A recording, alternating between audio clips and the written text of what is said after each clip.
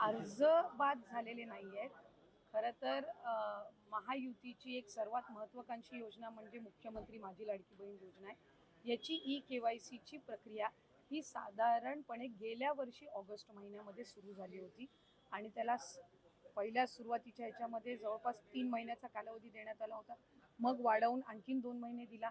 आणखीन 2 महिने त्याच्यामध्ये वाढ झाली आणि असा 8-10 महिन्यांचा कालावधी हा ई-के-वाय-सीसाठी दिला होता. आणि ही ई-के-वाय-सी प्रक्रिया ही फक्त ह्या लाडकी बहीण योजनेमध्ये नाही आहे, तर ज्या ज्या राज्याच्या डायरेक्ट बँक ट्रान्सफरच्या योजना आहेत, म्हणजे डीबीटीच्या योजना आहेत, ह्या सगळ्यांमध्ये ई-के-वाय-सी प्रक्रिया केली जात असते.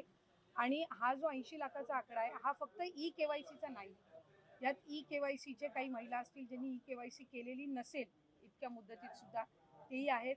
काही आम्हाला गेल्या 10-10.5 महिन्यापासून आम्ही एक IT विभागाचा म्हणजे इन्कम टॅक्सचा आम्ही जो आकडा, ज्यांचं उत्पन्न 2.5 लाखापेक्षा जास्ती आहे, हा डेटा जो आहे हा आम्ही त्या ठिकाणी मागवलेला होता.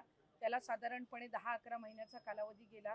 तर त्या जवळपास एक 11, 11.5, 12 लाख हा तो डेटा याच्यामध्ये 80 लाखामध्ये समावेश आहे. याच्यात 4.5 पावणे 5 लाख अशा महिला आहेत ज्या 65 वयोगटाच्या पुढे गेलेल्या आहेत, जे वयाचं निकष आहे, तर त्यामध्ये असतील.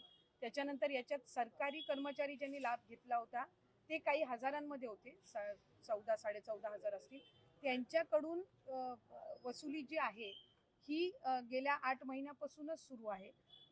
त्याच्यामुळे ते याच्यामध्ये आहेत. तर अशा पद्धतीनं काही नमो शेतकरीचे आहेत, जे नमो शेतकरीचाही लाभ घेत होते, याचाही घेत होते. तर अशा पद्धतीनं ते साधारणपणे हा आकडा आहे. याच्यात सुद्धा काही आमच्याकडे ज्या लाभार्थी महिला आहेत यांनी विनंती केलेली आहे की त्यांनी ई-के-वाय-सी करून सुद्धा त्यांना लाभ हा बंद झालेला आहे. आम्ही त्याची फेर तपासणी करत आहोत, जेणेकरून कुठलीही महिला जिने ई-के-वाय-सी केलेली असेल ती लाभापासून वंचित राहता कामा नये.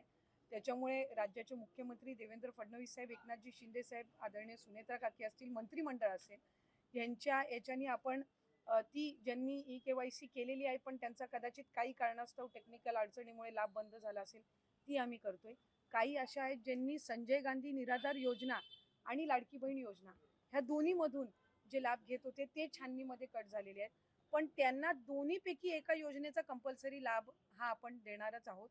त्याच्यामुळे जे अशा बाय डिफॉल्ट दोन्हीकडे लाभ घेत होते आणि दोन्हीकडनं त्यांची नावं कट झालेली आहेत, त्यांना दोन्हीपैकी एका योजनेमध्येच तरी 100% त्याचा शासकीय ह्या योजनांचा लाभ हा मिळणार आहे.